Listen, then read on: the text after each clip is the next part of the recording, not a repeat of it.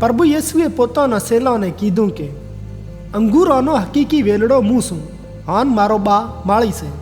જે ટાળી મું મોય છે પણ ફલ નથી આલતી એને હું વાઢે પરી છે, અને જે ટાળી ફલ આલે છે એને હું છોંગે છે કે વધારે ફલ આલે. પણ જે વાતું મેં તમને સંભળાવ્યું છે અહીંયાથી તમે પવિત્ર થઈ જાશો. તમે મું મારો અને હું તમો મારું. કોઈ પણ ટાળી એટલા સુધી ફલ નથી આલતી જેટલા સુધી હું વેલડામાં લાગલ ના રહે.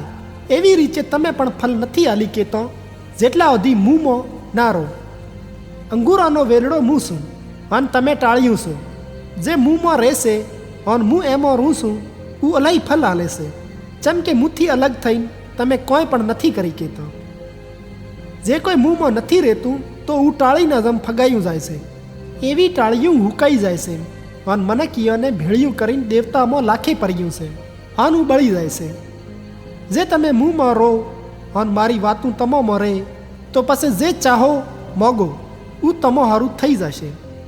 જ્યારે તમે અલગ ફલ લાવો છો તો એથી ખબર પડશે કે તમે મારા સેલા છો, અને એથી મારા બાપની શાન ભાળ્યામાં આવશે.